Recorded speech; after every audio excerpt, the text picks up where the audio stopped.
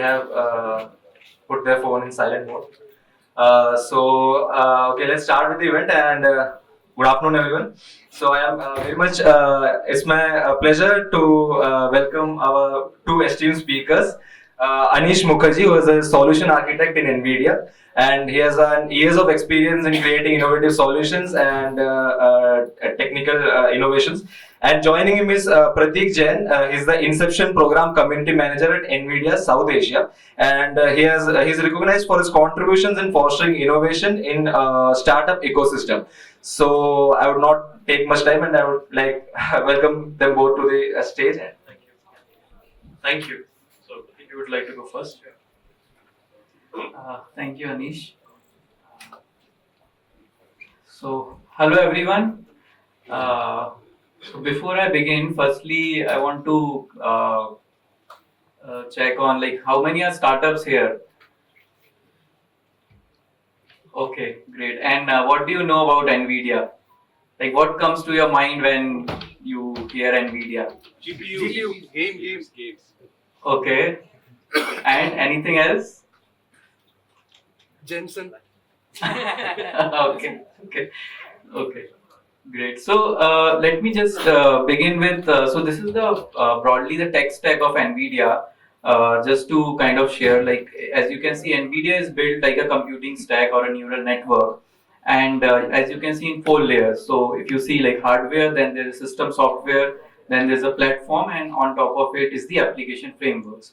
Now each of these layers is ideally open to all the computer makers, developers, service providers to integrate into their offerings however best you can. So that's the idea of, so most of these startups, they use the application frameworks and build their while building their solutions or their products.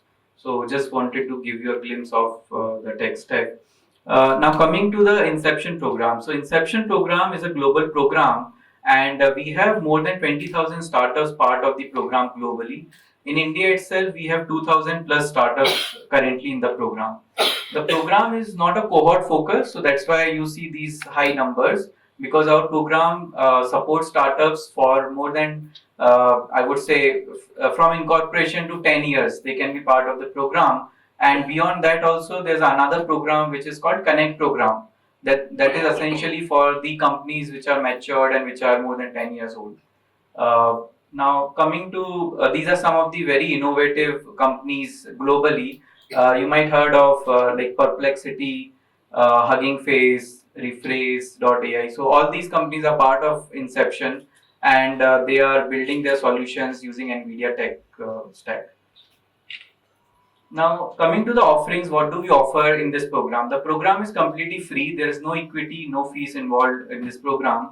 And the offerings are, one is you have a lot of credits from our partners. Currently we have partnered with AWS and GCP, and then upcoming partnership is also with Microsoft Azure and Iota, which is in plan and which will be launched soon. So these, like I would say, partners provide credits which the startups use initially. AWS provide up to $100,000 of cloud credits, and GCP up to $350,000 of cloud credits based on the specific criteria on the consumption and how you are the company is using. Then we have DLI, which is a Deep Learning Institute. So there are a lot of technical programs, courses, instructor-led workshops which the startups can avail. The CTOs and the tech team can go through, and there are a lot of these programs which you either get it for free or at a very discounted pricing. So once you're part of the program, you get those codes which we share with you, and then you can avail those benefits. It is for upskilling your technical team in the latest fields of AI and all the tech. Then we also have preferred pricing on almost all NVIDIA hardware and software. So be it GPUs, be it software licenses or any other products, there's a preferred pricing. So startups get that. You get access to a lot of 150 plus like SDKs and APIs are there. Then we also have a VC community of global VCs, which is 1,000 VCs we have. So if the startups are looking to raise funds, they share or the deck with the team. We evaluate it, and then it goes to all the VCs to review and see as per their investment thesis, they can evaluate and take it forward. So that's another opportunity for the startups. Apart from that, there are a lot of other engineering I would say guidance and expertise which we also provide for strategic startups which are like having good funding and which directly align with NVIDIA tech stack. So that's where our solution architects like Anish and others, they help the startups in building their solutions. So that's mostly about the benefit, and then also on the branding perspective, we have a lot of benefits. You have social media template. You can use NVIDIA Inception logo on your website for more visibility. We do a lot of events like GTC, AI Summit, which happened recently in Mumbai. So the startups get opportunity to showcase, they get speaking opportunity, and also to connect with the industry experts, investors, and others. So that's what the program is all about. So I've covered most of it. Credits from for the Deep Learning Institute for the technical upskilling, preferred pricing, uh, credits from our partners, and then we have a lot of tools, and there is a lot of these pre-trained models and all of which can be used. Also brand awareness and access to VC firms. So this is the like QR code. If any one of you is interested, you can just scan it. There's a simple form which you can fill it up, and it will come to us for review, and then we can take it forward. The basic criteria to join this program is the company should be less than 10 years old, it should be legally incorporated, and it should have a functional website and a full-time team including developers in place. So that's the basic criteria. And this program is for startups who are building their own products and own applications. This program is not for IT services or IT consulting firms. We have another program called Connect, that they are the IT consulting and services company can also apply for it. So that's about the inception. And then we also have a developer program. So if you are an individual, you are not having your startup, but still you want to utilize some of the NVIDIA tech resources and you want to see what's available to kind of go through, you can join the developer program. It's again free of cost, and you'll get a lot of resources. So quickly, I'll touch upon the developer program also. So as I mentioned, this is a free program and you get access to SDKs, APIs, a lot of resources which you can use while joining. Now, lastly, I want to also share about the GTC. So most of you are aware that this is an annual event which happens in US. This time it's coming again in March, from 17th to 20th of March in US. If you are interested, you can scan the code. There are two options. Either you can join physically or virtually. So you can register. As of now, early bird discount is off, like is on. So you can register and book your tickets and you can attend. So I'm sure you know about GTC. I don't have to explain what it is. It's a technology conference, and there's like a lot of sessions across all the industries, and there's a lot of good sessions on the starters. We have all these top starters coming, presenting and about use case and all of it. So that's about it. I'll not take much of the time. I think there's a video, but I think we have less time for it. So thank you everyone, and I'm around. So if you have any questions, either you can ask now or we can talk later also. And thank you very much.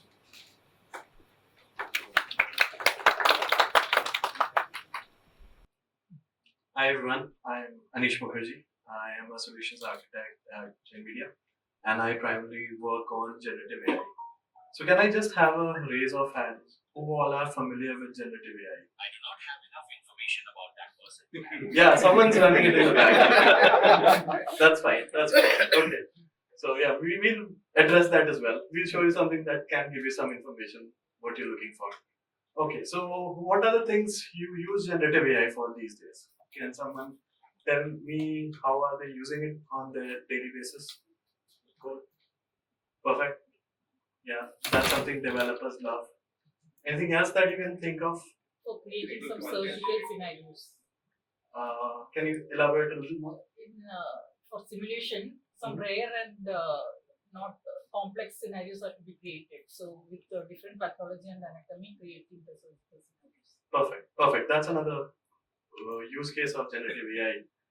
Anyone? Yes. So quality assurance, Mhm. generating test cases, Absolutely. test scripts, Absolutely. Any type of of course, chatbots for either customers or help desk or even employee chatbots. perfect. Okay. So Evaluation and decision making. can you come again? Evaluation and decision making. Perfect. Yeah. Decision making as well. So at least most of us are aware of what generative AI does and we are using it frequently in our day-to-day life. So can someone tell me where does all of this run? Like you are using generative AI services, but how are you using it and what's it's running on? It's running on cloud. And underneath we have all the generative AI algorithms because it's so compute intensive. It runs on GPU. Exactly. So it's running on GPU. And NVIDIA is very synonymous with GPUs. Everyone knows that we make a lot of GPUs. But what we are going to demonstrate and show to you today that we essentially, as Prateek told, we are a platform company. And we'll show you that with our stack, you can build end-to-end application. And then we'll show you, we'll help you understand how it can be built and how you can deconstruct it and use pieces of it. So anyone familiar with AI agents? Okay. So what we are going to show you today is a demonstration on how to build an end-to-end agentic framework. And the way we do it is we'll show you an agentic framework which starts with voice and ends with voice. Because that at NVIDIA we believe is the most seamless way to interact with your system. You do not need to type. You can speak to your systems in your own language, especially in India where the linguistic diversity is so high. We cater to all the Indic languages, and then there's an AI agent in between, and then there's a TTS system at the end. So we'll show you how our entire tech stack caters to. So we'll keep the flow pretty interactive. Feel free, although we have marked the Q&A session at the very end. Feel free to ask questions wherever you feel that you want some more information about that. So I'll just go explain the flow quickly. First, again, since everyone knows about generative AI, I'll spend less amount of time on that and directly jump to the voice bot demo and the data flywheel, how the reference architecture looks like, what are the different components of it, and then we'll deconstruct everything. So we'll tell you about NVIDIA Inference microservices, what they are, what are blueprints, how you can quickly take it and reduce your go-to-market time from maybe a couple of months to a few minutes.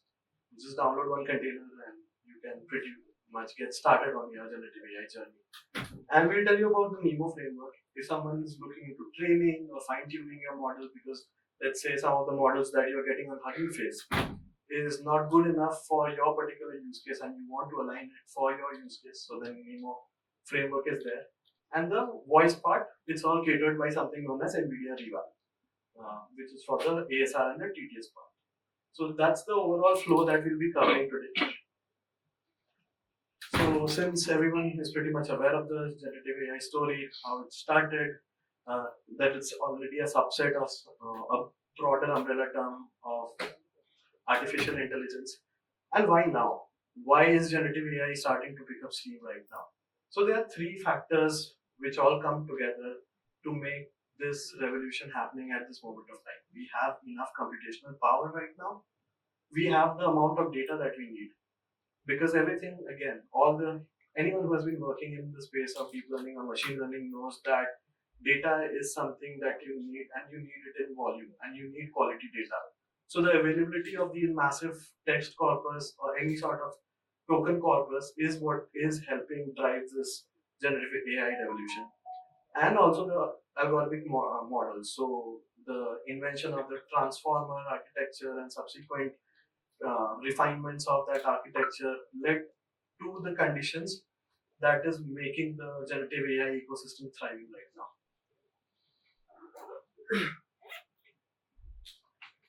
So as we were discussing, so generative AI, usually when we discuss about generative AI, people are mostly aware of it as a chatbot. But again, in this crowd, I see there's a lot of awareness that generative AI is not only synonymous with chatbot, but it can do much more. So there's a multimodal aspect to generative AI, wherein you can map, let's say, a text. You are asking the generative AI model to generate image for you, a video for you, or a biomolecule for you. It can do. So there's a latent space where all these understanding has been encoded. So through one mode, you can interact and expect the output in the mode of your choice. So multimodality also comes. So this is again something that is very transformational about generative AI, because earlier, if you wanted to do computer vision, you had to train a model which could only do computer vision. It could only detect people. But right now, you can take models, you can chat with it, you can give it an image and ask it to summarize what the image is. You can ask it to do object detection as well. So that's what changed in the AI space. And obviously this led to explosion in the compute requirement, because training these, the hundreds and thousands of GPUs goes into training all these generative AI models in respectable time. So I'll come to the first demo that we have for you. So this is an end-to-end voice bot. Hi, who are you? Hello, I'm a chatbot, and I'm here to help answer your questions and provide information on various topics, specifically on government schemes and programs in India. I've been trained on a set of documents and can assist you with queries related to those topics. How can I help you today? What is Central Herd Registration Scheme? The Central Herd Registration Scheme is a central sector scheme that aims to register elite cow and buffalo breeds of national importance and provide incentives for rearing of elite cows and male calves. National Food Security Mission in one line. The National Food Security Mission is a centrally sponsored scheme launched in 2007 to increase food grain production, particularly rice, wheat, pulses, and coarse cereals, to meet the growing demand of the increasing population. Thank you. Tell me more about anything that you know. I can tell you more about the Central Herd Registration Scheme and the National Food Security Mission. If you're interested, I can also tell you about the Rashtriya Krishi Vikas Yojana, Remunerative Approaches for Agriculture and Allied Sector Rejuvenation or VRAFTAR scheme, which is another government initiative aimed at increasing investment in the agriculture sector. Let me know if any of these topics interest you, or if you'd like to know more about something else. So this is the first stage of evolution. So what we showed you right now is something what at NVIDIA we call talk to your data. So imagine your companies, you have, anyways, at this date and age, we generate tons and tons of data each and every day. And how do you analyze that? How do you talk to it? How do you make use or get valuable insight of the data that you are generating each and every day? So this the first step. So this is something known as retrieval augmented generation. How many people are familiar with RAG? Perfect. So what we just showed you is an end-to-end voice bot integrated with RAG, and the entirety of it has been built with NVIDIA stack. So that's NVIDIA software running on NVIDIA GPU. And again, I'll just show another demo which brings in the agentic angle.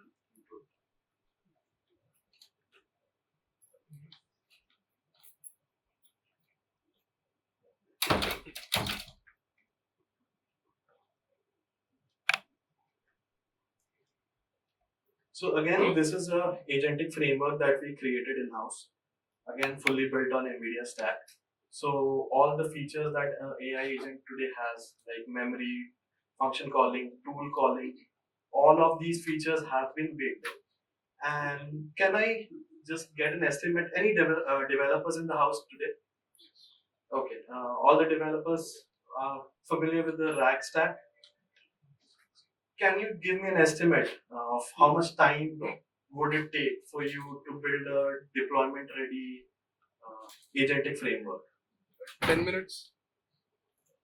for deployment? Yeah, I use LangChain. That's fine. That's fine. You use LangChain connectors, that's fine. But like adding a ASR on top of it, and then you'll be making calls to the OpenAI endpoints, right? No. We will deploy in our machine and we will create Llama. Perfect. We can locally set it up. Yeah, you can set up Llama locally. How would you do? It's simple. Install the packages for LangChain first, then load the ChromaDB first, and Mhm. second that. So that's the vector DB. So VectorDB. that's on CPU or GPU. VectorDB is on our local machine. It's on CPU, right? Yeah. But what if I tell you that you can accelerate it using GPU? But VectorDB, it's always fast. The problem is when we are creating embeddings. Embedding is the time-taking one. Absolutely. So for embedding, we have names. For vector DB, imagine you have zettabytes of data that you have pumped in your vector DB. So if you're using something like IVF flat or IVF, a plain IVF, then the time it would take for you to go through the entire vector DB would scale up exponentially. So it's not just a But we can create an index and we can use O of 1, right?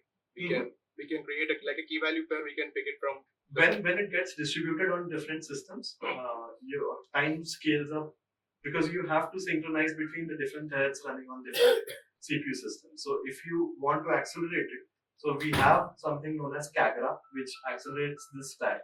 So there's connectors to Milvus, Redis, any vector DB that you want. So there are connectors to it. And then all the agentic framework, Llama Index, LangChain. So this has been built using Llama Index. And this is production ready. It can take any amount of traffic. So depending on the infrastructure that you have. So even if you're getting like 1 million requests per second, this stack will be able to help you.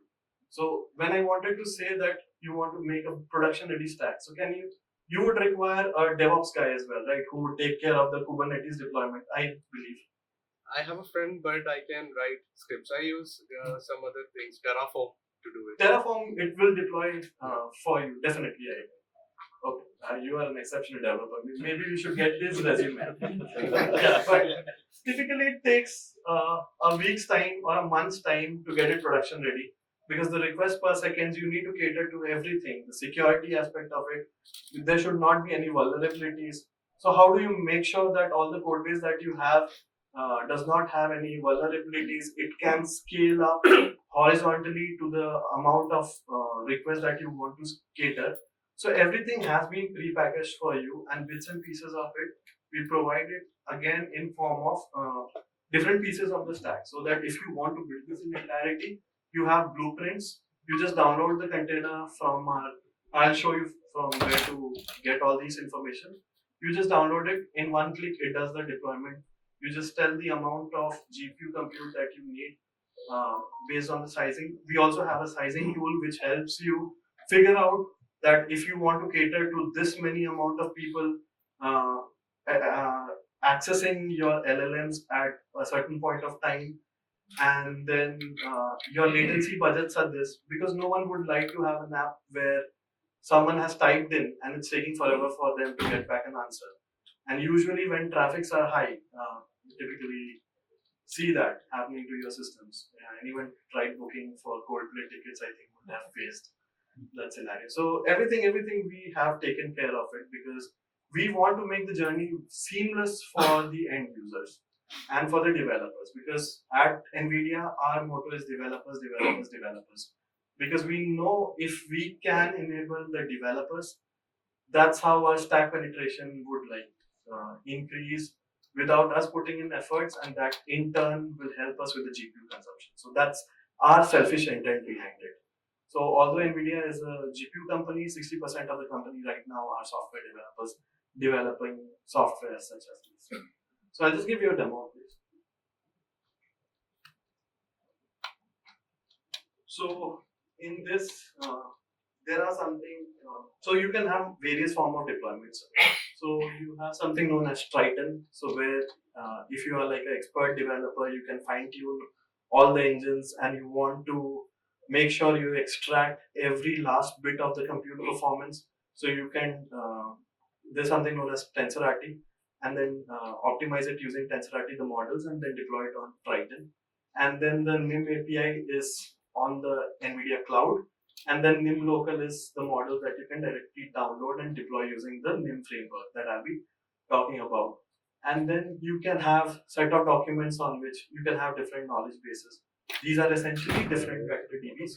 And the embedding models, again, you told me that while you're creating embedding, it takes a lot of time. So I can give you a use case which is right now running in the Supreme Court of India, where the volume of cases that they see at the judiciary level is maybe 15 million documents. If I recall, it's 15 million cases get listed every day at the judiciary, entire judicial ecosystem.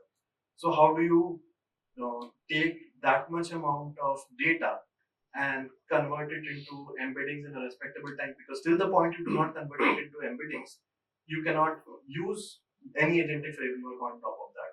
So what NIMS does is it helps you scale, it helps you make sure whatever GPU infrastructure you have running underneath, you can make the optimal usage of it. Because we build the hardware.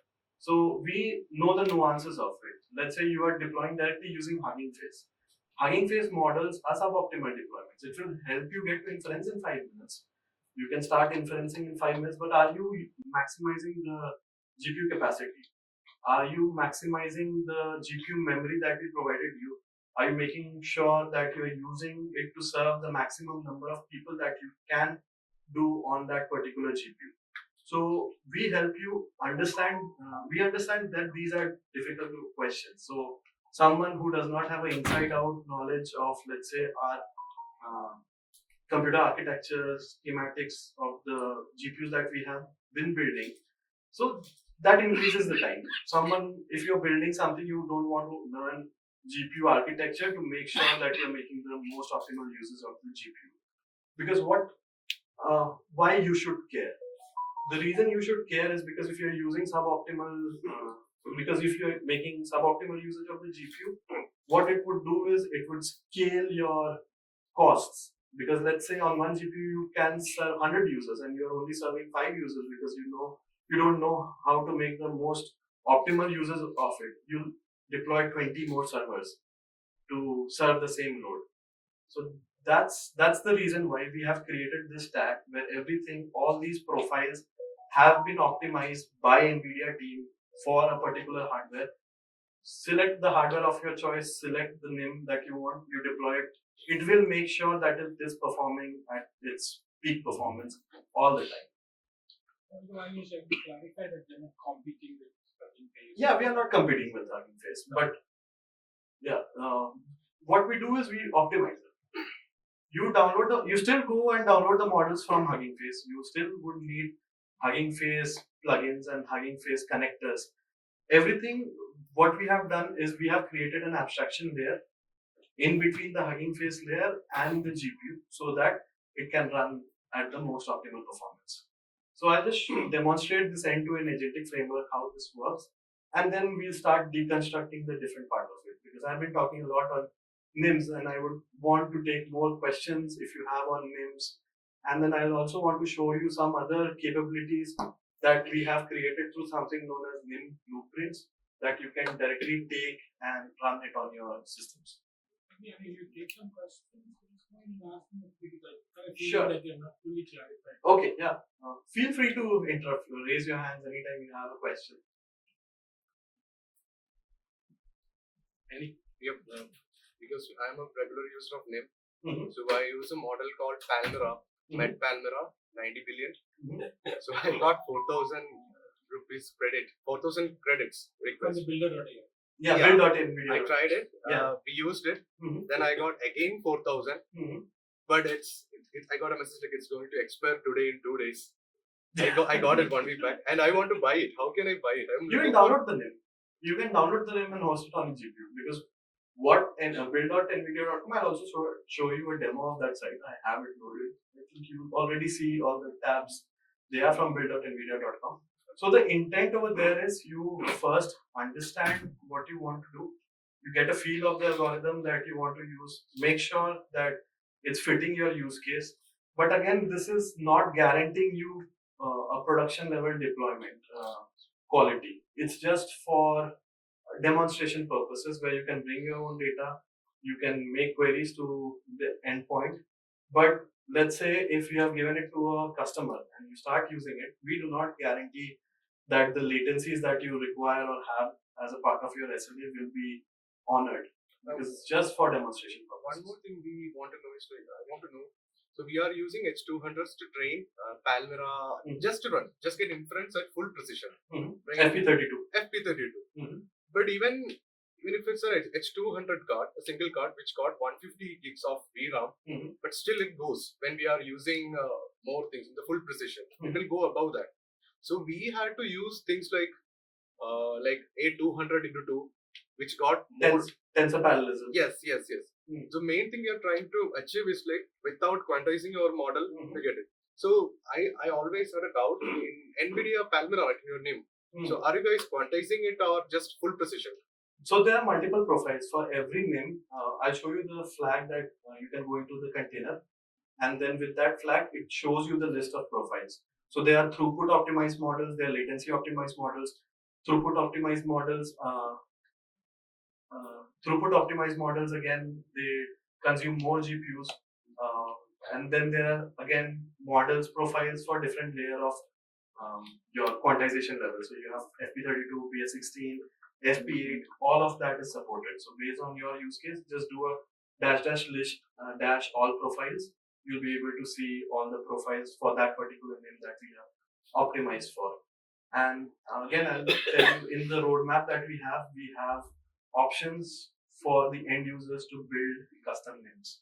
Earlier, this feature was not there. You can only download and use it. Now we are enabling that developers, they can bring their own model and host it inside the name Docker container. Can we use the speech-to-speech model also in Riva? Absolutely. So in our own. Your own. Yeah. Okay. Does it support languages like Hindi and Malayalam? All 22 languages are. All 22 scheduled languages are supported. Because this is serious stuff we were trying to solve yesterday, day before yesterday. Use the Nemotron 70B Hindi model. Oh, okay. If you look at the MTB leaderboard, it's at the top right now. So what we are trying, then we went with another model called Ichigo. It's an open source speech model. So if we are able to, why we can't use OpenAI? Because even our doctors, we are a medical diagnosis platform. So there is real-time communication with the doctor. Doctor will come home and doctor will talk about the patient and it will give. But we can't use OpenAI because of data problem. Your data, your at the end patient data cannot leave the premise. So yesterday also I got a call from a doctor and she told me, hey, I accidentally uploaded some sensitive document to it. We are not keeping it. I said, don't worry. I think the best thing we could do. Yours is a little bit specific problem, so we'll take it offline. Okay. So why I interrupted you was, I didn't want you all to have the feeling that you use our stack. That's what you need to do. No, that's not what we are saying, right? I like Prateek originally mentioned to you, we are a 4-layer brick architecture. You can take us which layer which you want. Just want to use the GPUs perfectly fine. You want to use the GPUs plus the operating environment on that and supporting libraries to accelerate what you want better for you if you want to do that. Please understand this. Most of this thing, with a logical abstraction, it's a buy or build approach from your side. If you want to, and canvas solution.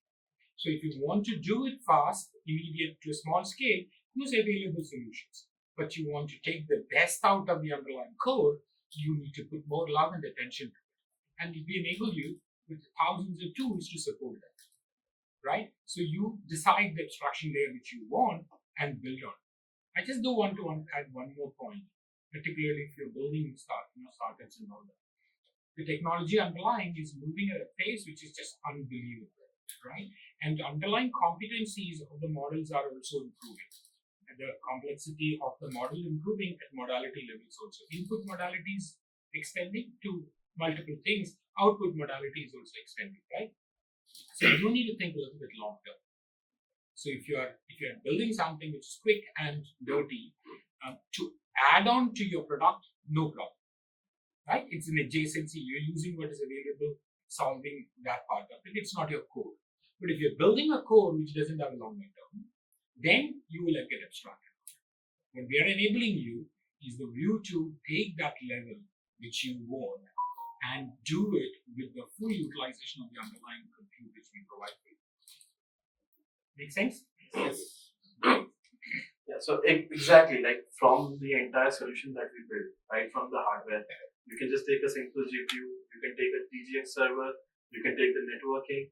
So first we build the end-to-end thing and show that this is what you require for best performance, and then we break it up into pieces and sell it like Lego blocks. So wherever you feel your needs would be catered, you can just pick that part of the story and just start in your accelerated computing story. So I'll just start with this demo. So I'll pick one of the databases.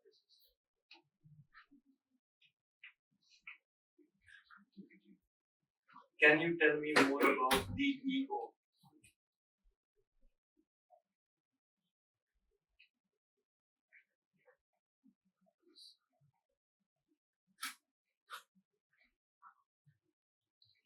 What are the roles and responsibilities of a polling officer?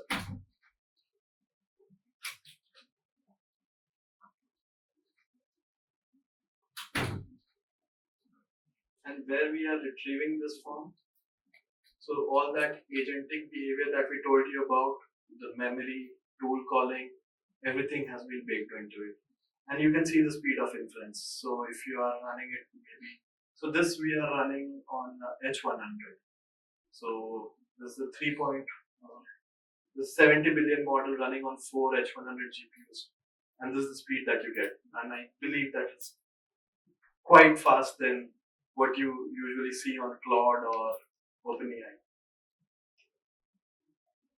And then According to the provided documents, there are multiple polling officers with different roles. Here are the responsibilities mentioned. Presiding officer, PO, responsible for the conduct of the poll in the polling station, must have a sound knowledge of the voting procedures. Specific responsibilities include plus explaining the voting process to voters who ask for help or express inability to vote using M, plus ensuring inspection of ballot unit, BOO, in the presence of polling agents. So again, you can tune a lot of parameters, you can change the system prompts, everything has been baked into solutions like this. So this is the demo that I wanted to show you. And let's say if you want to build something like this, where would you build solutions like this? So one of the options that you have is the E2E platform.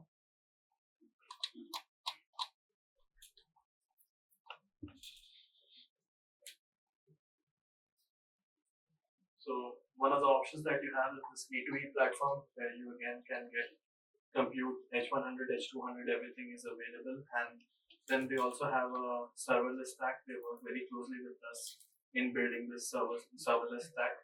So I'll also show you a demo of their platform.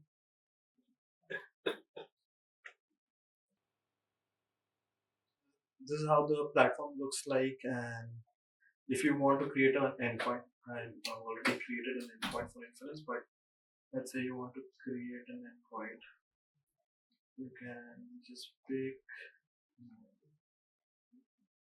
then I'm building, let's say, with a custom model, and I want to bring in my own custom container. So you can see the availability of the different hardwares that you have. If you have very high compute requirement, as the gentleman over there was telling us that they are running it on H200, so We are using the same platform. we are using the same platform. It's built by E2E, and they have worked very closely with us, so it has been optimized for us. So yeah, so this is one of the options where you can build this platform. And again, I'll just go on to the reference architecture for the time. Any questions at this point of time?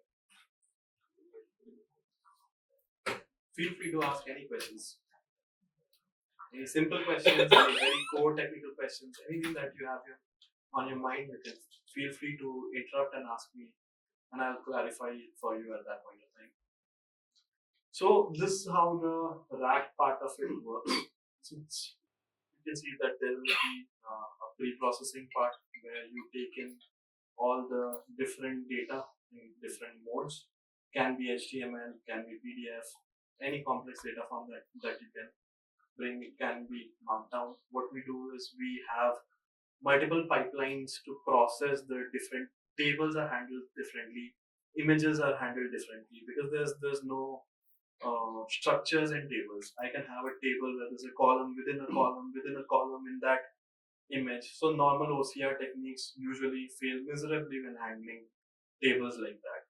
But then again, we use vision language models which can pick this pattern up, and what we do is we convert everything into intermediate markdown, and then we split the markdown.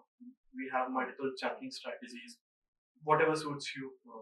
When you work closely with us, we can tell you, or I can tell you offline, of all the chunking strategies that we have to make sure that your end querying, when you're querying the system, be it through text, be it through voice, you get the most optimal performance with the highest accuracy.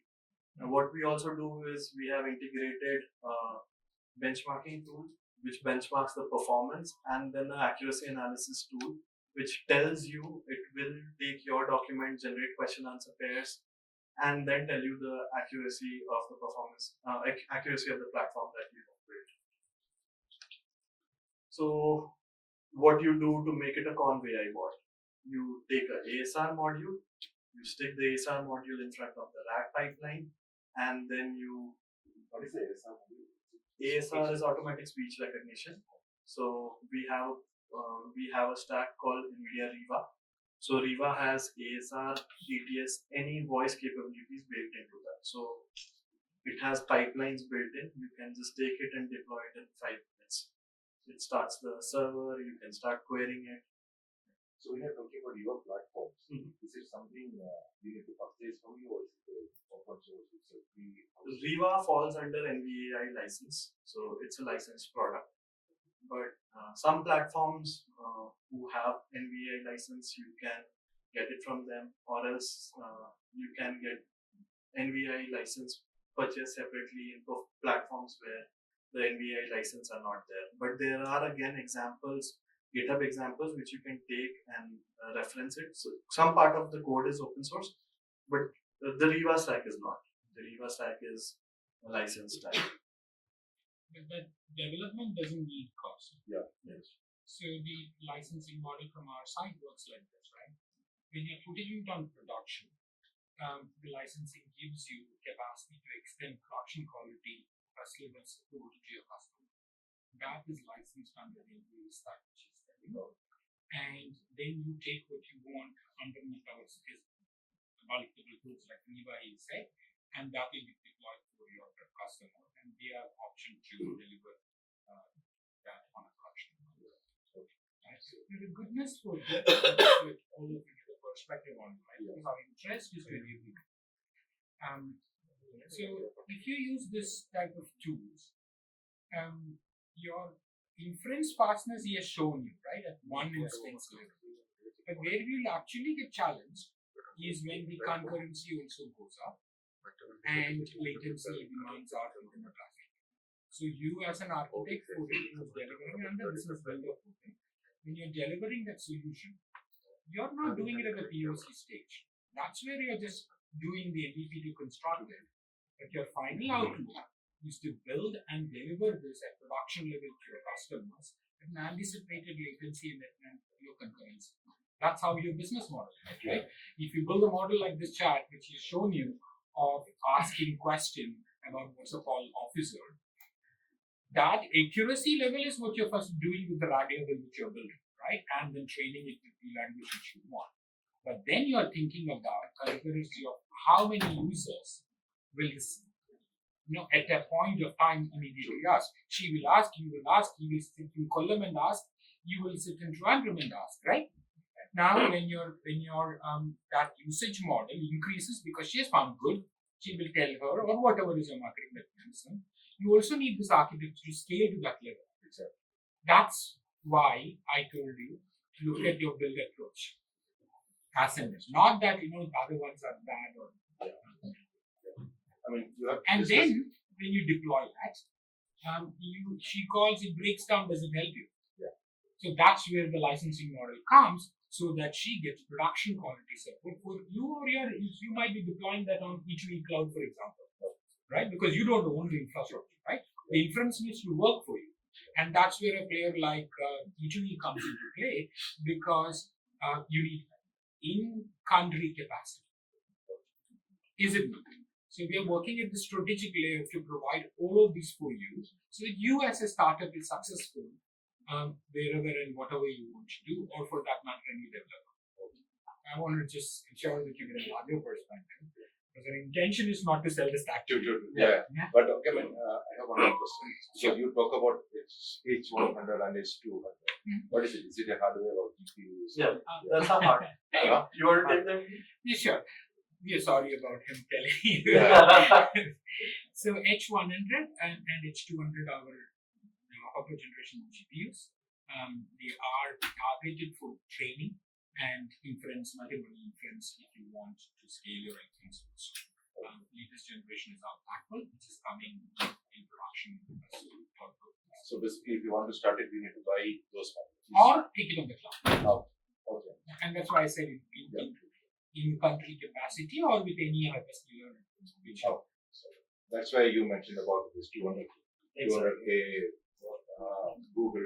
Exactly. Right? Okay. So all those capacity they have in the United States, where they are training the model. Here now in India, we have also started to build compute capacity through platforms like B2E. So you as a startup need to factor in all of these components. India is just opening up the SDPR regulation through now, and it's also dictating in-country data ownership, in-country compute processing, and etc. Also, right? So think through that based on what you're wanting to do. Now, I have one more question. So Sure. Yeah, suppose I bought 200s of hardware, right? But you are talking about the previous multiple containers, etc. So all these containers are going to run on this hardware, or do I need another Kubernetes platform, X, Y, Z? So Kubernetes runs on this, All Docker this. runs on this. Everything This is- underlying platform. Okay. So what he has told you about NIMS is a way to build your inference as a microservice very fast. And what we've enabled for you is a library of those microservices, so that you can go into production using and leveraging those microservices, or build your own microservice, create it into a blueprint, and deploy it very fast. Because otherwise, you create your model, and then taking into a very optimal, compact microservice is going to take time solution for you. I'm discounting you. I'm assuming you're an exceptional developer. I contributed on NVIDIA. My name is in the documentation. Perfect. So that's why, right? Our platform is open. One library I just published to Now, NVIDIA and NVIDIA. just like your thousands are contributing, right? Because our platform is open, and we're enabling you as developers to succeed. Our We are intent is also that- supporting NVIDIA. Yeah, that's how you have to do, right? Yes.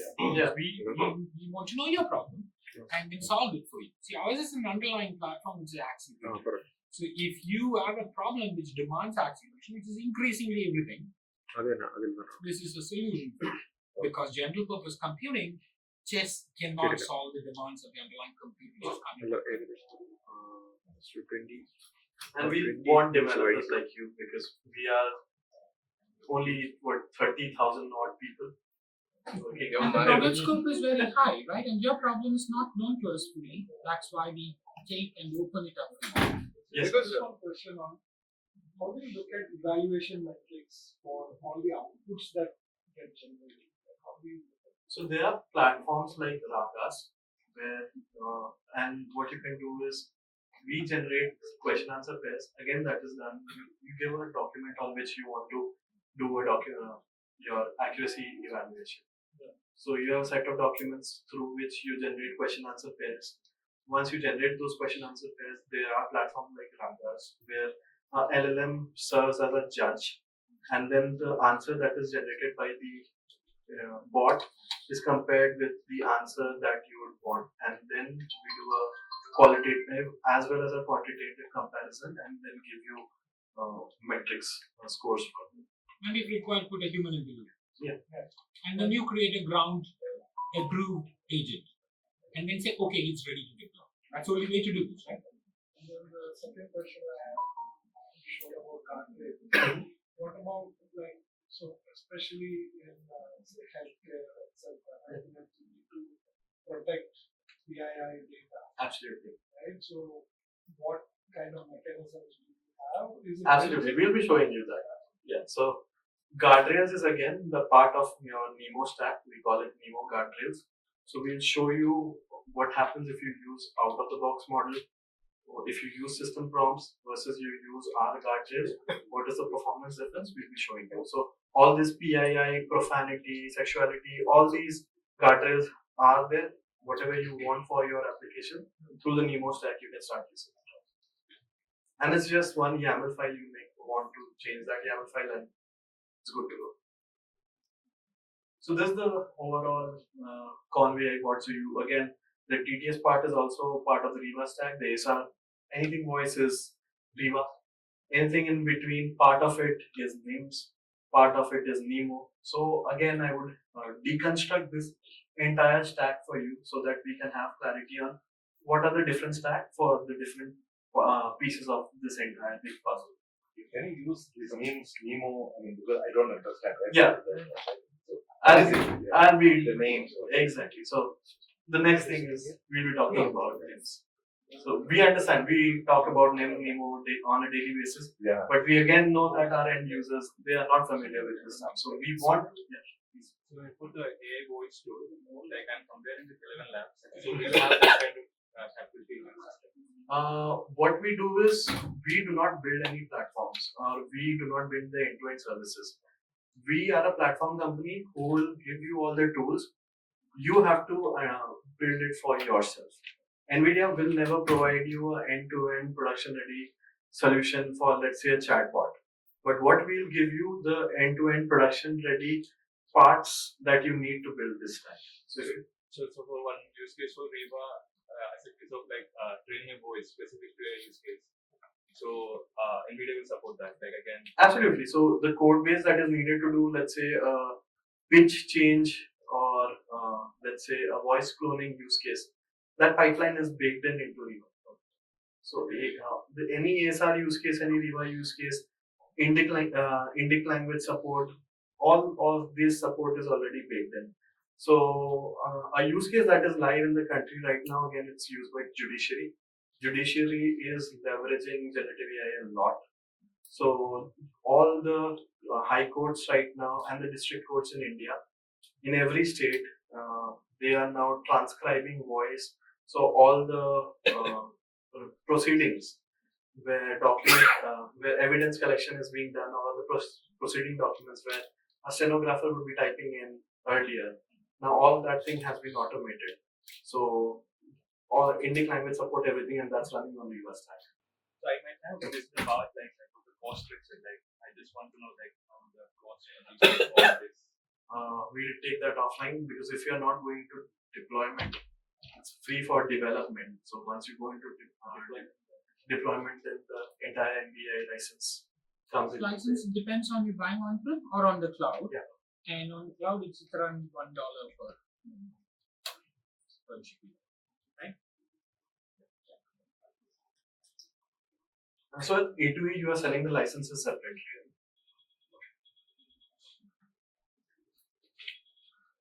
So again, yeah, we have been talking about names a lot. So what is names?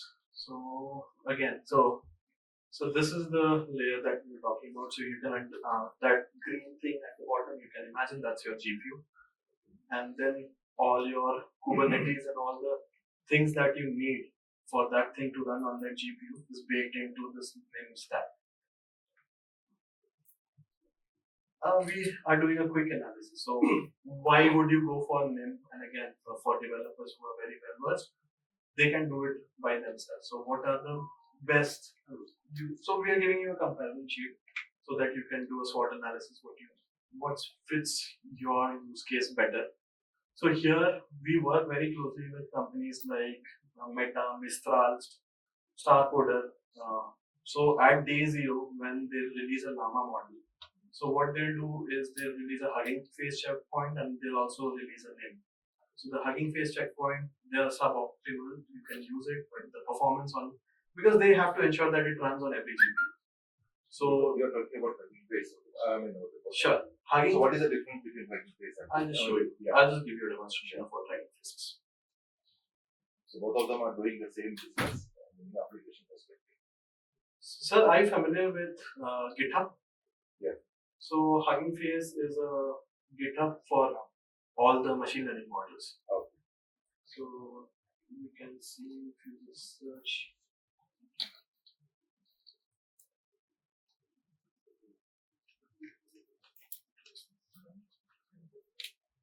So you can get all the model checkpoints. So Meta has trained everything for you. So we can run this model either in Hugging Face or in your platform. Exactly. Hugging Face is not a platform, it's more like a repository. You still need to download these weights and run it somewhere. Okay. So NVIDIA NIMs, again, you need underlying hardware to run. So you can either get the GPU or you can get it from the cloud providers. But GPU is must. You can run on an Yeah, because if you run it on a CPU, probably it will take you a couple of days to generate one word. Oh. So that's the power of accelerated computing. So again, and it's not only that we are optimizing this model. NVIDIA is also doing fundamental AI research, and that's why I'll just show you a leaderboard where you can already see that some of the top models are from NVIDIA.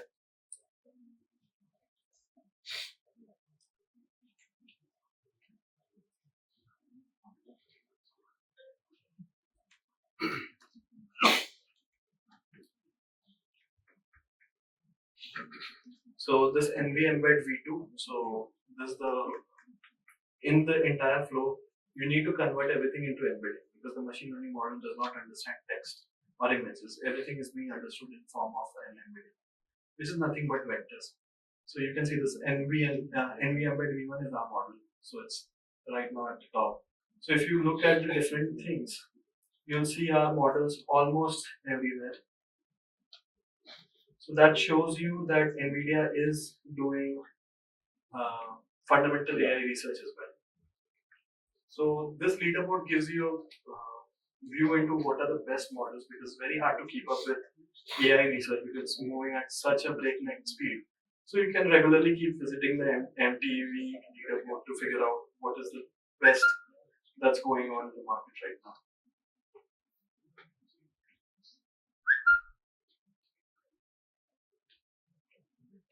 So yeah, so we work very closely with all these companies and make sure that we give you an optimized microservice which you can deploy it on any platform to make the best use. Again, if you are like a pro coder, you can take this model and anyways, these checkpoints on Hugging Face are free. You can download the weights, optimize it, understand what the underlying hardware is, but it is going to take you some development cycles. So depending on, you can build custom logics into it. Earlier in NIMS, custom logic was not supported, but right now, as I told you, that we are enabling more and more custom NIMs as well. So that also got integrated. So you have to do a use case by use case evaluation and figure out what's the best way forward for you.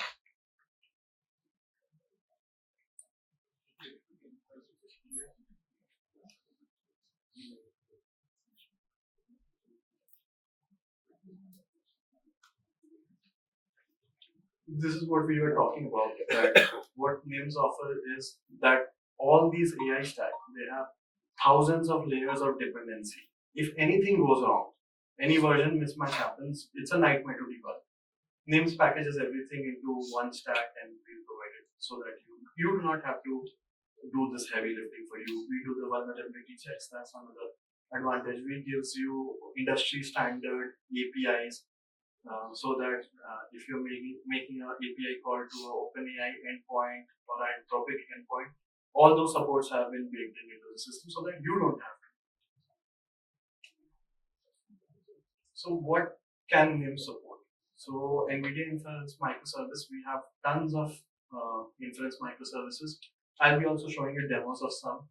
So Meta, Mixtral, these are some common large language models, the best of the class.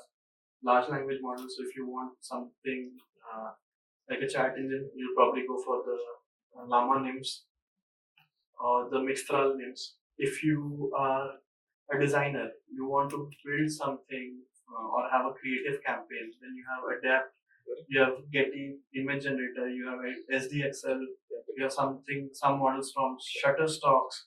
So all those have been nimified. let's say you're building a digital human which can talk to you and also look very natural. So we have a NIM for digital humans as well. So that's there.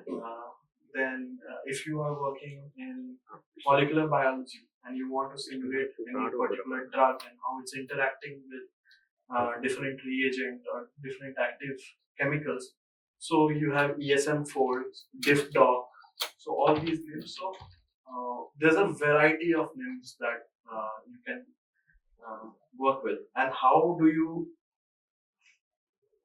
figure out what's the most useful name for you? So you go to this website. So anyone who wants to get started on their generative AI journey should first make sure that they visit this page. So this is build.nvidia.com. Here we have hosted everything, all the end-to-end workflows. All these things have been hosted for you so that first you experience everything. So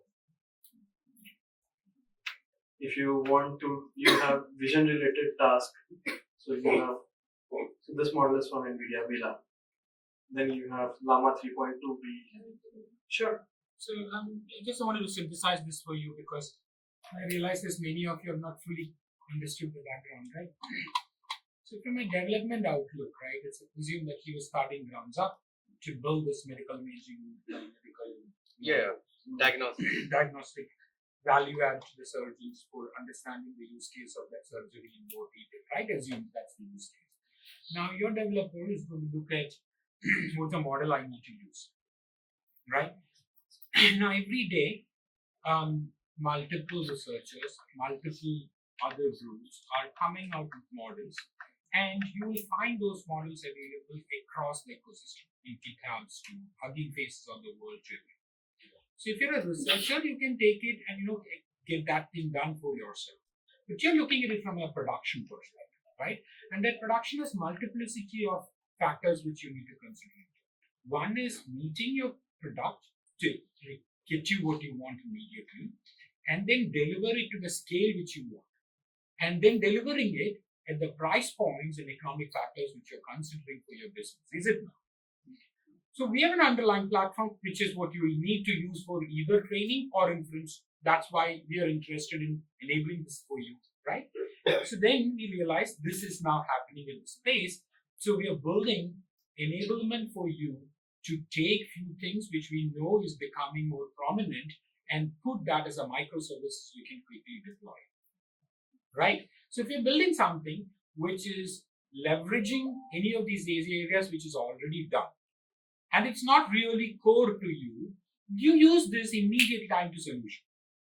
Is it not? Yeah. Second incremental component is, this is trained by NVIDIA engineers, leveraging every infrastructure which NVIDIA has underneath that, and the size and scale of that. To train some of these models to the pre-trained level, it needs such a big amount of GPUs, which if you try to do it yourself, it's a cost to you, right? So we abstract out that outfit. Second component is, once we have enabled this as a NIM for you, which is then your plug and play it into your environment. I told you now when you deploy it, one will get production quality support, but there is another larger value proposition also for you, because you don't know where your customer is going to be, so you'll deploy it on multiple clouds or one cloud, and that cloud provider would have multiple configurations also. Is it not? Because the underlying this thing is ever changing. The underlying production environment which we are giving you will auto enable you to select the underlying GPU into the most optimal one which you want. Sorry. You get the picture? Yes. Sorry, I just want to ask something here. So suppose we have a pilot of, right? And we reach out to you to enable us to get this pilot process done. It's a regular rack kind of a system. So what is the typical kind of outflow that we should be looking at to just show this as a pilot / POC? We don't build services here for you, so you'll have to build a rack using our tools. Yes. But it depends on the area which you are working on, right? Okay. So suppose it is say fleet management. Yeah, whichever area, it depends on the size and scope of the data, the area which you are in, the level of complexity which you have, right, etc. Right. So I can't give you. So I'm asking for your inputs from based on your experience. So suppose you again, it's a POC. So we are not looking at full scale here. We're just showing this as a proof, right? So to get that going, first things first, okay, our team will work on it, but then we will incur cost in terms of the infra, in terms of the other licenses and services that we want to use, right? So in that sense, what is that aspect? You have to in size terms it. of- You have to size it at case-to-case level. So there is no configurator available because every day underlying models are changing. Cloud cost of the operators are changing, right? They're from different people. You'll have to estimate it after a level of assessment. So, right? Yeah, I mean, absolutely. And what we want to do is, although we are giving you names, Nemo, everything, so our intent is that we give these tools to developers.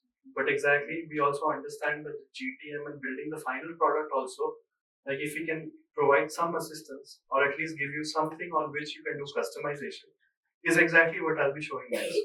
That is what we call NIM blueprint. So this is the maximum level of support from an application building that you can expect from NVIDIA, that we provide you these pre-built solution, and on top of this, you do your own customizations.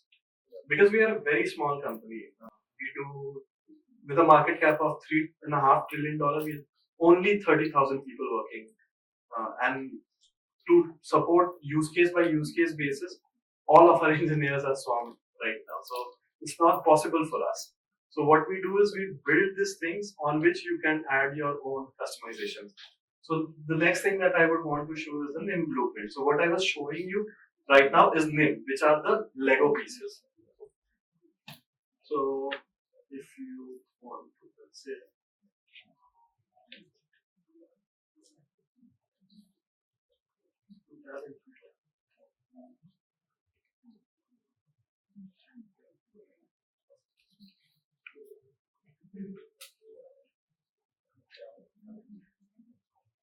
so this is at the model level. So this is our VLM model, Villa. Takes in this video and you can basically talk with the video. So this is just the model, but this is not the complete workflow. So this is the Lego block I was talking about. This is a NIM. And the next thing what I'll be showing you, how these NIMs come together and we deliver it as a NIM blueprint. So your use case, if you want to build something for fleet management and you have a rack service, that's again what I'll be showing you now. So this is a blueprint. So it is basically a culmination of many NIMs. If you go to the NIM part, NIM tab, it tells you what all NIMs were used to build this. What I can do with this, so here the use case that we are demonstrating is, we have earnings report from some public company, 370 files are there. I will show you this demonstration. So it takes in all these PDFs, which you can put in the folder. It tells you your data set is ready, so it has been ingested. And now let's test. So we already have some pre-baked questions in it. So it tells you about Meta's earnings and also gives you the reference documents from where it sourced everything. So this is the maximum level of abstraction that NVIDIA is willing to provide. On top of it, you have to take the solutions and customize it for yourself. So this is one of the NIM blueprint. I'll also show you the architecture. So how do we enable developers to modify it and customize it?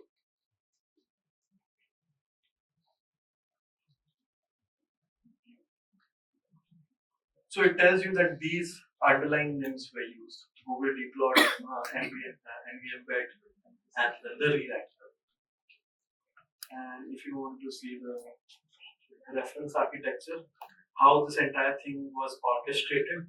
So the reference architecture also comes with the blueprint. You can just download this NIM blueprint and you can get started on your journey. And then you basically have to obviously customize it for your end use cases. This being one of the NIMs, blueprint. Another blueprint, what I want to show you is a video search and summarization.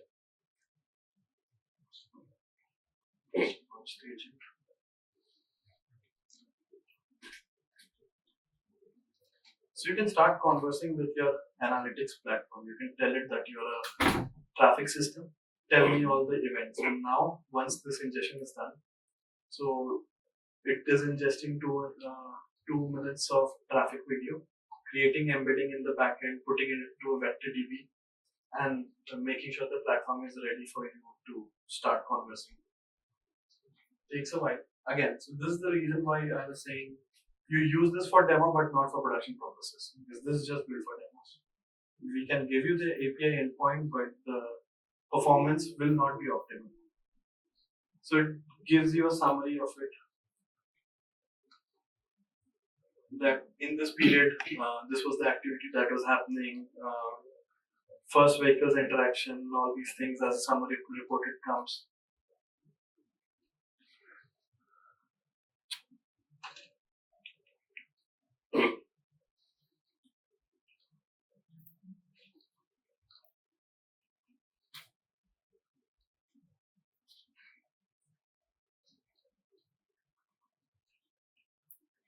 So you can start talking to your video. It's an amazing piece of technology. We work with them daily, but still get amazed by what it can do. So again, this is a named blueprint. So if you want to take a look at the blueprint tab, so this is the reference architecture. So what you can do is you can directly download it and get the reference architecture and swap with the pieces that you need for your use cases. And the models that we use for it, we also display that.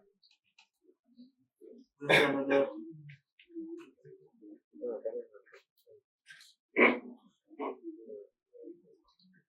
Now something from point of biology. If I want to fast track my drug molecule generation process. So again, we have built a name for that. So let's say I do not have a biology background, so pardon my understanding in this area. But we can simulate this protein, what the protein structure will be, how the different molecules dock with each other and the interactions.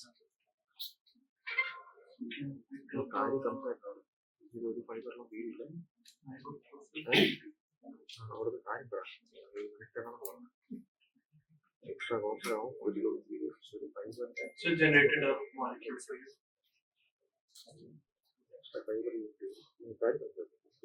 So again, in the same way, all the models that we use to do this, as well as the reference architecture for this, everything in blueprint card, you'll always get the reference architectures, because the end idea is that you take this as a starting point and then add your own secret sauce on top of it.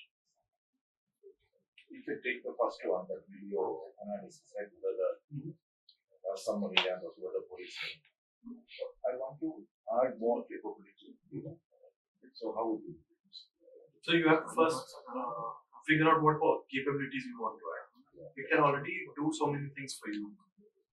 First, identify the use case that you want to cater, and then there are always three things that you need when you're building a AI use case. One, hardware, algorithm. They are very available. But the third thing that's also very vital is the AI expertise. So you need to have an AI engineer, or if you're using NIMs, you can start talking to NVIDIA Solutions Architect. They can give you ideas that, okay, we can already do so many things in the platform. This is an additional capability. This is how you do it. So that AI expertise also NVIDIA via the Solutions Architect is offering to the end users. Obviously.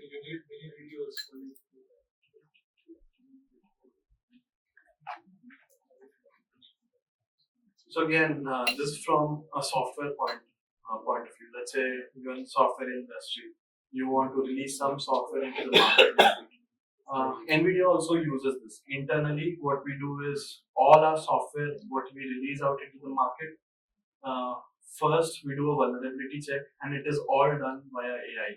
So there are AI agents running, and we have also built stack on top of it known as Morpheus, but what we are showing you is the name blueprint. So all our software first gets evaluated by AI agent. We get a vulnerability report, and then we fix that, and then release it out in the market with all the necessary certifications. So let's say I'll pick up one of the stacks that I work with very closely. That's Triton Server for deploying LLMs. and I'll pick up the database. Let's pick up something recent. So I want to ask this agent what are the vulnerabilities. So it gives you the list of vulnerabilities, what are exploitable. Because the CV list gets updated every month in a month's cadence. So it tells you that these are the things you want to change. It tells you how to fix it, what are the fixes. So these are some of the NIM blueprints that we have right now. We have a lot more, and I want to keep the time within 2 hours and also have time for Q&A. So I'll just move on to the rest of the things. Now, if you have any questions, I'll just take them. Okay. But if you are looking to do anything generative AI, please make sure you are visiting where.nvidia.com. It is going to save you a lot of time in research. We have created a UI especially for our end users so that they can first understand the capabilities of what these models can do.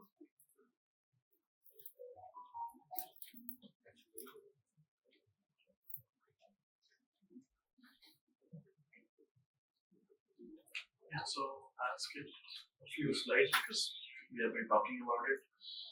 And this is what essentially NIMs look like. So underlying, so if you look at TensorRT, LLM, VLLM, these are all AI compilers which help you optimize. So we have pre-optimized using these AI compilers. TensorRT is NVIDIA's, VLLM is open source. Then we have executor stack. Then we have, these are again industry standard APIs that if you want to deploy a chat model, it will always be deployed as /v1 chat completion because that is how OpenAI defined it. So we follow all the industry standard API formatting, and then there's a serving layer on top of it, which is a fast API wrapper. And then what we do is we just expose all of this via a HTTP port.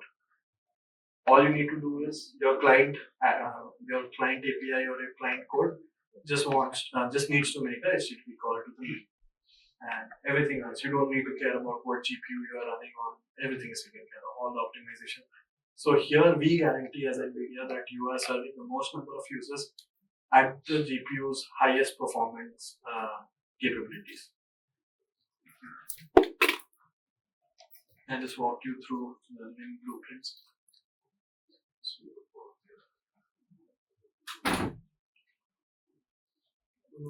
Covered some of them in the slide.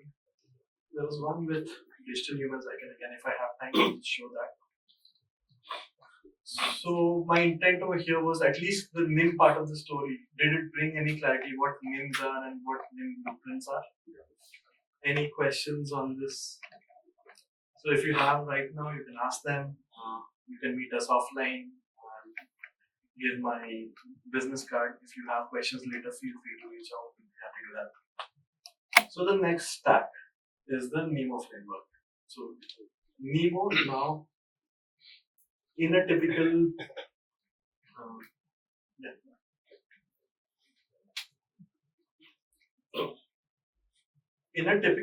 AI applications, there will be always two sides. First, you train the model, and then you use the model.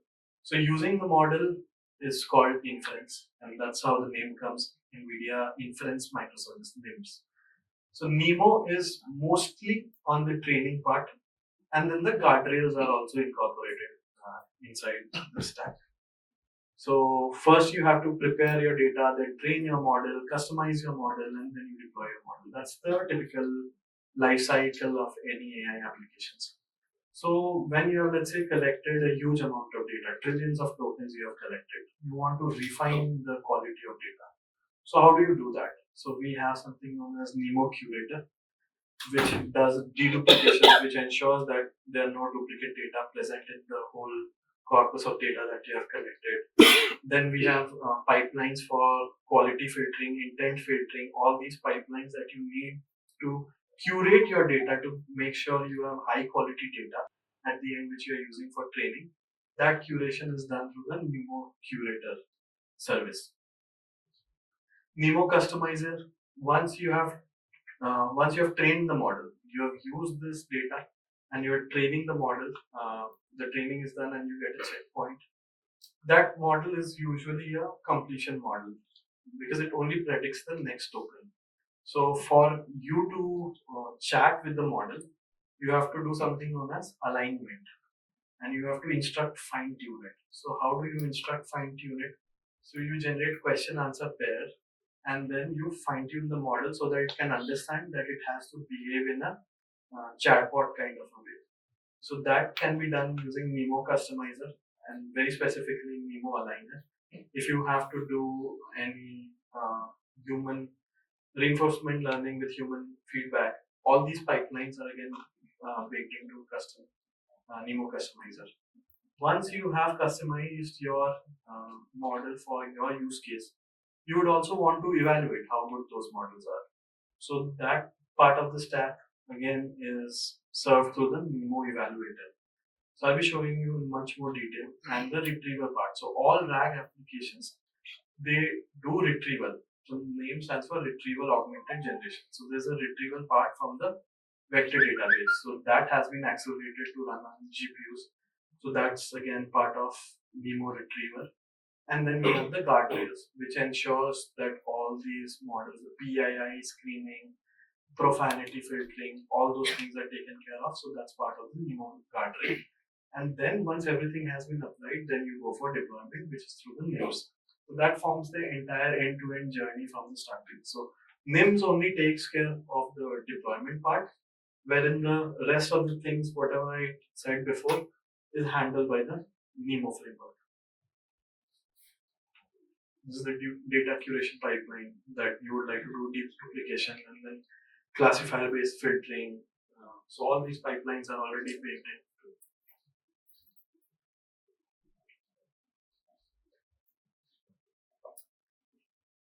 So these are again much technical details when you're retraining the model, how to split the models onto multiple GPUs. I'll just skip this part.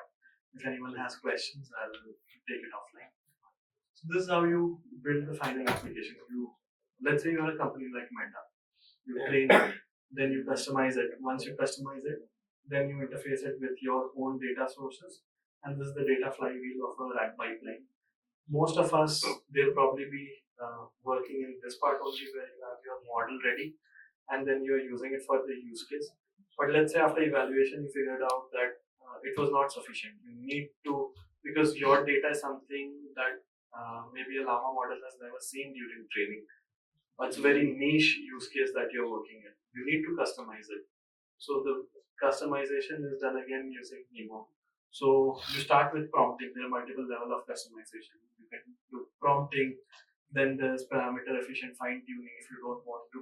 So again, it's on a scale of ease and how intensive it is. The most easy being prompt engineering, you try different prompts.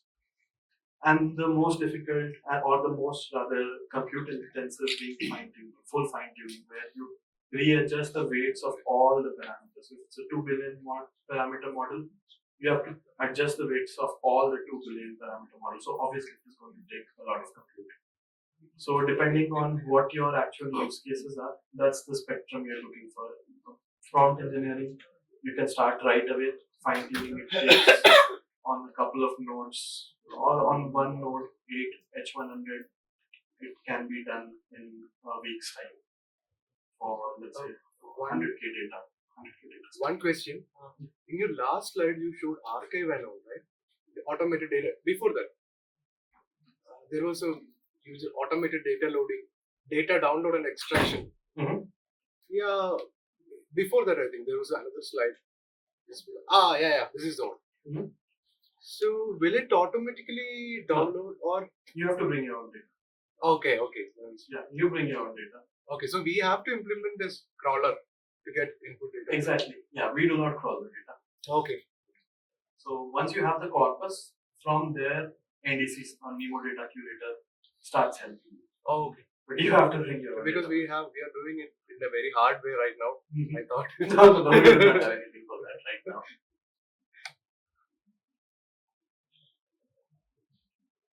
So again, once the model is ready, then you have the evaluator where you can do the academic benchmarking and then as a judge. Then there's human evaluation where people will be sitting and scoring. So there are platforms like Chat Arena where there are two competing models. Both of them, you ask a question, both of them will generate a response. You can select which one is better. And that's how they rank all the LLM models out there. So that's another technique of evaluation. And the scoring is done exactly the way chess players are ranked. So it's the same ELO rating algorithm is used there. Retriever, again, just getting the data from the vector DB. So there are two aspects. One is stashing the data, another is getting back the data. Both are handled again by the retriever. One is the embedding microservice, another is the retriever and reenacting microservice. So that part again is accelerated. Everything running on GPU.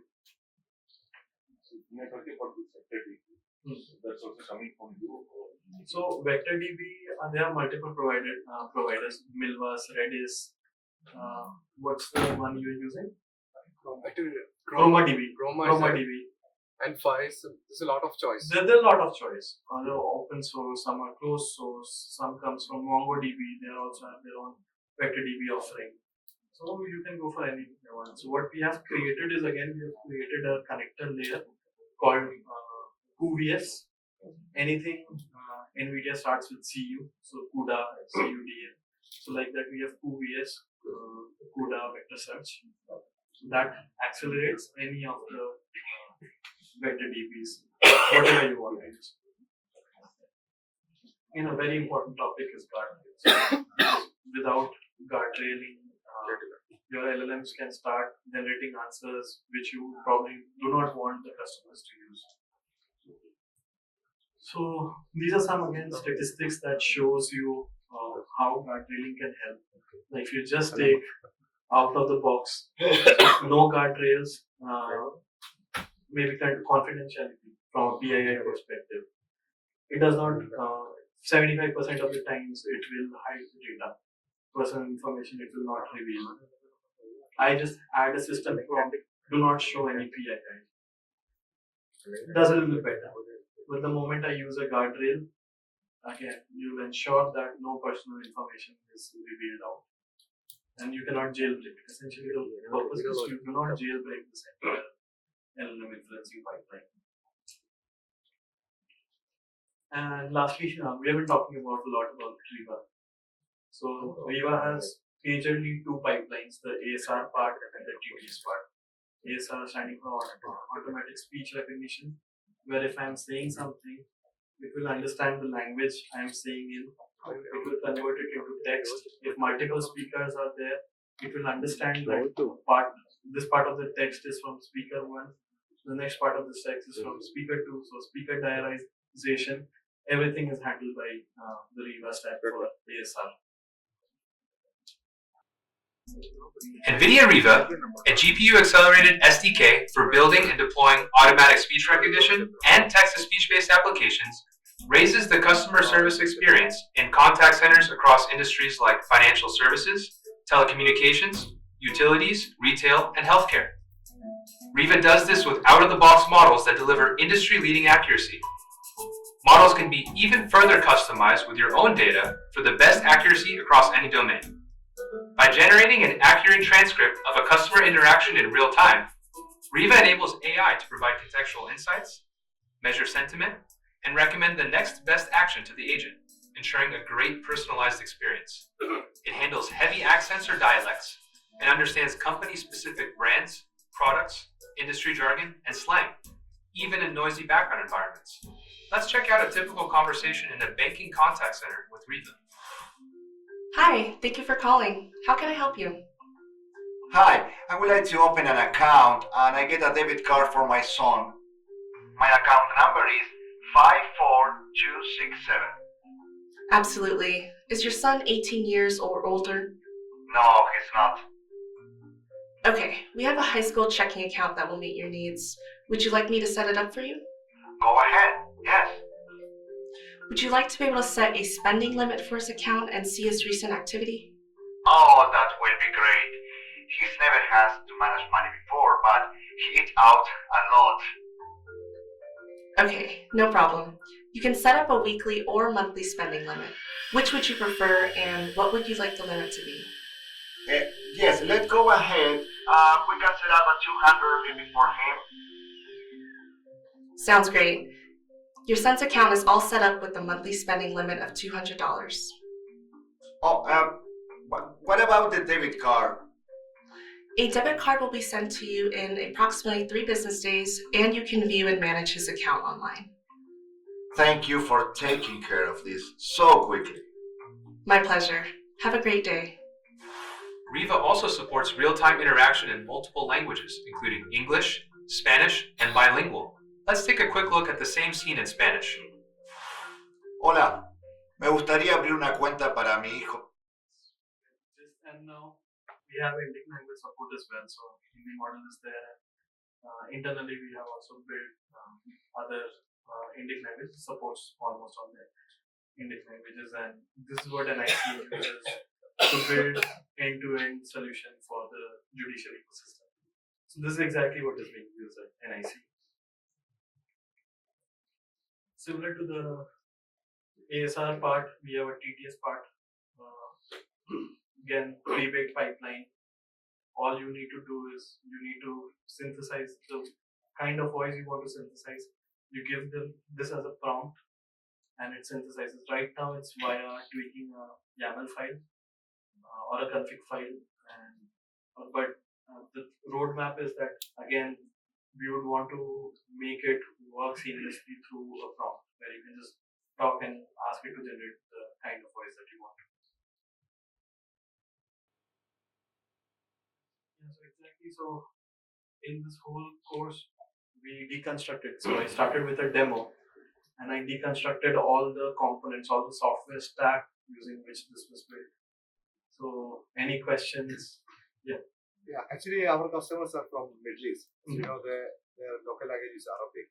So what we are facing usually when it comes to the natural language processing, most of the systems are not matured enough to recognize or identify Arabic very well. So talking about Hindi and other Indian language, but what about Arabic? Any idea?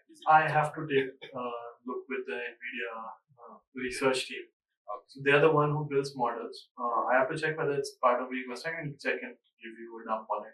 Sure. And I can also give whether information about whether it's under development or not. Because a lot of work is going in Middle East, so I'm sure someone would be working on Arabic as well. So in case that is not there, so what are the processes to build that up? How?